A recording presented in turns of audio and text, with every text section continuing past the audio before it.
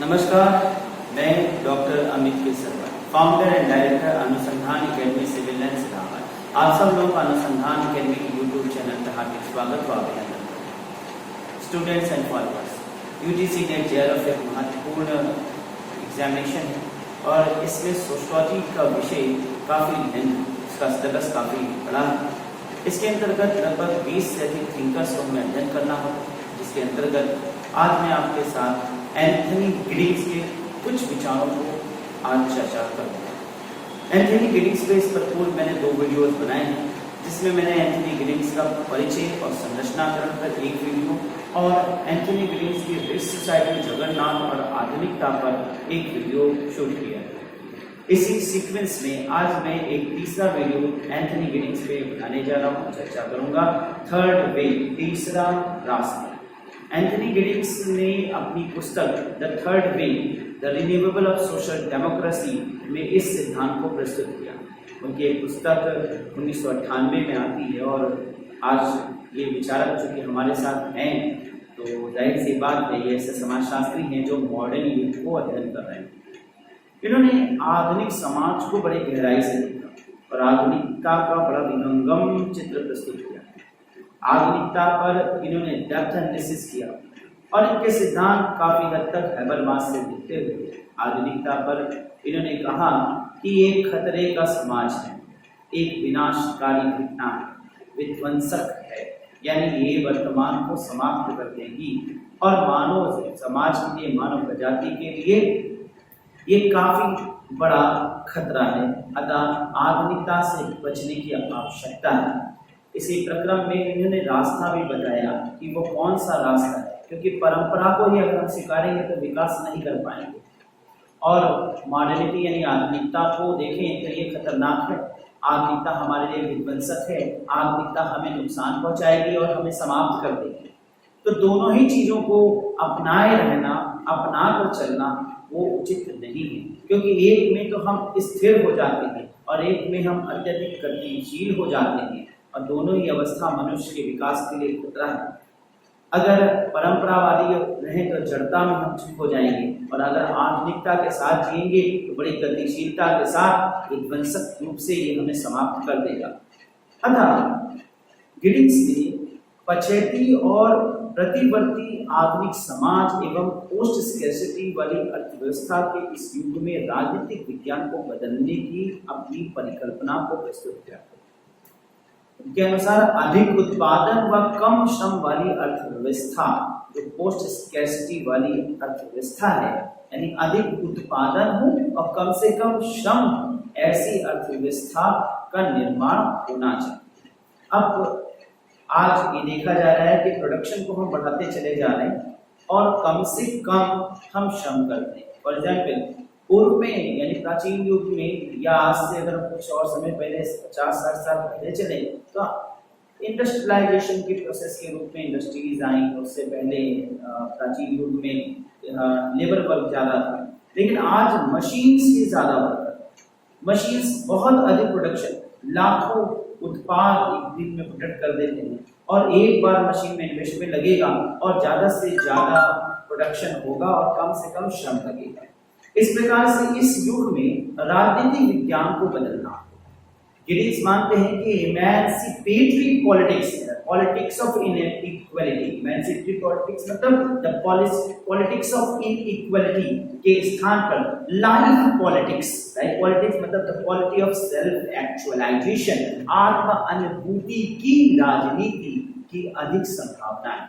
तो कहते हैं कि अन्याय और इनइक्वालिटी यानी अलगाव या असाम्यता की जो राजनीति है, इससे बाहर निकल के आत्म अनुभूति की राजनीति पर आना चाहिए, तभी हम नए और बेहतर समाज का निर्माण कर सकेंगे। इस प्रकार सामाजिक आंदोलन राजनीतिक दलों की तुलना में अधिक सामाजिक परिवर्तन लाते हैं। सामाजिक आंदोलन राजनीतिक दलों की तुलना में अधिक परिवर्तन लाते हैं तथा आत्म के प्रतिबल की परियोजना यानी the reflexive project of the self and लिंग एवं लिंग व यौन संबंधों में होने वाले परिवर्तन लोकतंत्र के लोकतंत्रीकरण से हैबरमास के नए युग डायलॉगिक डेमोक्रेसी यानी बातचीत संबंधी लोकतंत्र का रास्ता खोलते हैं।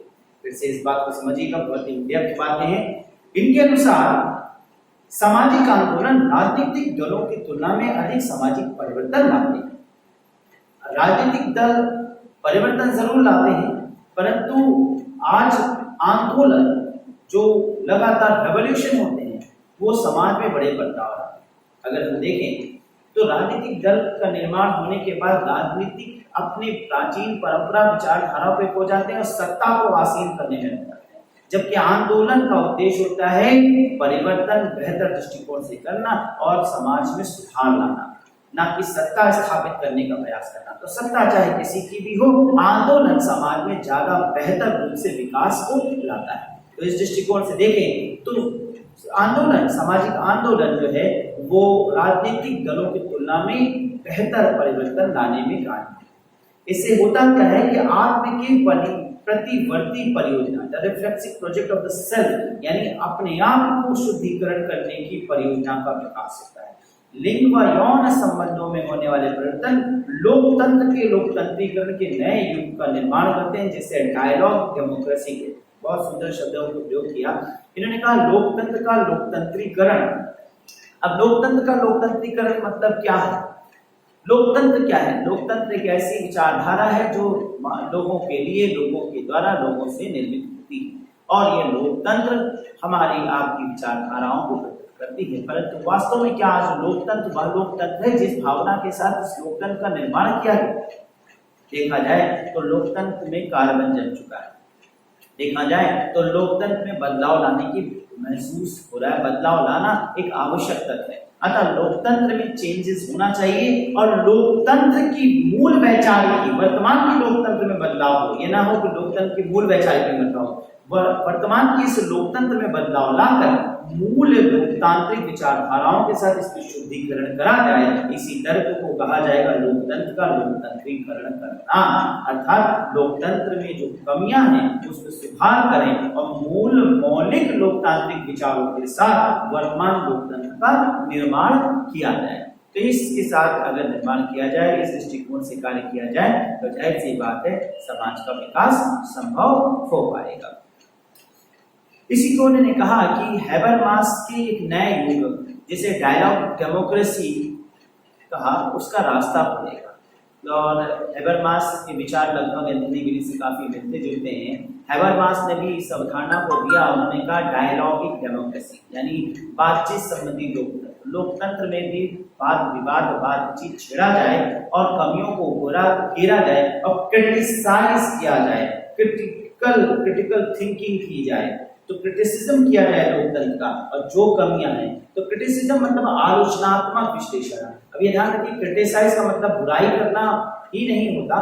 क्रिटिसाइज का मतलब होता है गहराई से अवलोकन करना, कमियों को उकेरना। तो यहाँ पे आलोचनात्मक विश्लेषण करना चाहिए, देखना चाहिए तो लोकतंत्र में क्या कमी है, उसकी सुधार।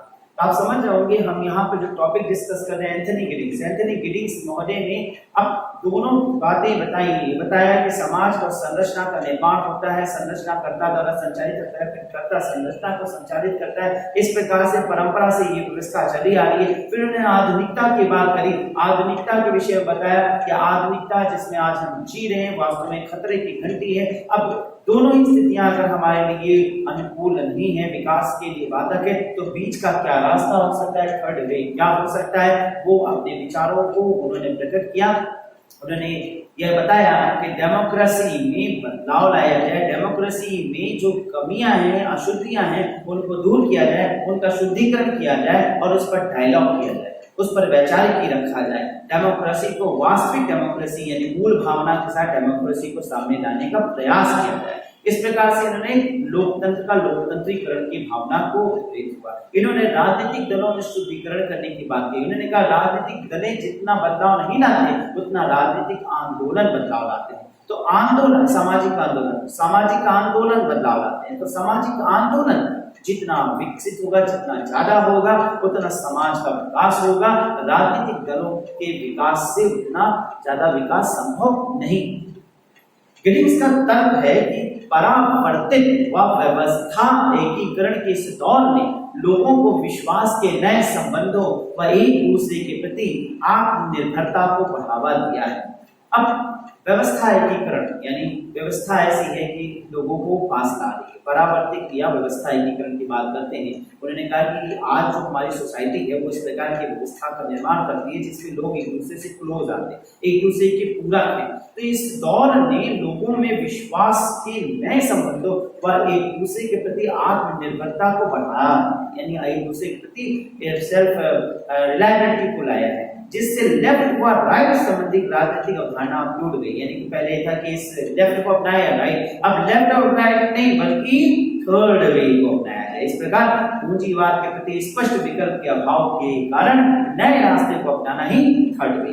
तो भाई पूंजीवाद को ही अपनाते रहेंगे तो जाहिर सी बात है ये बदलाव लाएगा और आधुनिकता लाएगा, और जो कि खतरे की घंटी है और समाज के लिए एक खतरनाक समाज निर्मित होगा। अतः नए रास्ते का निर्माण किया जाए जिसे उन्होंने थर्ड वे कहा, जो बीच की विचारधाराओं से युक्त होगा। गिनेक्स ने अपनी एक अन्य पुस्तक बियॉन्ड लेफ्ट एंड राइट 1994 में लिखी गई में बाजार समाजवाद की आलोचना की और रेडिकल पॉलिटिक्स कट्टरपंथी वामपंथी राजनीति के निर्माण के लिए 6 तर्क प्रस्तुत किया। अब यहाँ समझिएगा, इन्होंने इन 6 तर्कों पर बोला कि एक रेडिकल, एक क्रांतिकारी, एक विरोधाभासी राजनीति होनी चाहिए और उसका निर्माण होना चाहिए, जिसके लिए 6 तर्क। पहला, रिपेयर डैमेज सॉलिडरिटीज, क्षतिग्रस्त एकजुटता की मरम्मत, यानी जो एकजुटता जो सॉलिडरिटी है जो खत्म हो चुकी है उसको स्ट्रॉन्ग करने की जरूरत है। लोगों में आपसी भावना को स्ट्रॉन्ग करने की जरूरत है, लोगों को एक साथ जोड़ने की जरूरत है। दूसरा इन्होंने कहा recognise the centrality of life politics, जीवन राजनीति के केंद्र को पहचानना। अब जीवन की राजनीति वास्तविक क्या है, राजनीति मतलब यहाँ पे वास्तविकता क्या है, जीवन को जीने, जीवन को बेहतर बनाने की राजनीति के केंद्र को बढ़ना और सत्य जानना, राजनीति का जो मूल उद्देश्य उस दृष्टिकोण से सोचना। तीसरा बिंदु इन्होंने कहा accept the active trust implies genetic politics, यानी उत्पादन राजनीति पर सक्रिय विश्वास को स्वीकार करना, यानी नए वैचारिकी के साथ, नए थॉट्स के साथ राजनीति को लाना, यानी राजनीति ऐसी हो जो समाज में कल्याणकारी भावनाओं के साथ विकसित हो। चौथा पॉइंट इन्होंने कहा एम्ब्रेस डायलॉजिक डेमोक्रेसी, यानी सार्थक संवाद लोकतंत्र को गले लगाना, यानी संवाद रखें, विचारिक की साथ ही साथ लोकतंत्र में लोगों को आपस में बात करने का मौका दें, कमियों को निकालें। डायलॉग डेमोक्रेसी जिसकी बात हैबरमास ने किया उसी बात को यहाँ पे इन्होंने एनालिसिस किया कि सार्थक संवाद, यानी संवाद रखा जाए, बातचीत रखा जाए, देखा जाए, क्रिटिसाइज किया जाए, क्रिटिकल एनालिसिस किया जाए, जो कमी है लोकतंत्र में उसको बाहर निकाला जाए। पांचवा महत्वपूर्ण बिंदु है और वो है रिथिंक द वेलफेयर स्टेट, कल्याणकारी राज्य पर पुनर्निर्माण करना, यानी फिर से एक बार सोचा जाए कि वेलफेयर स्टेट कैसे बन सकता है, कल्याणकारी समाज कैसे निर्मित हो सकता है।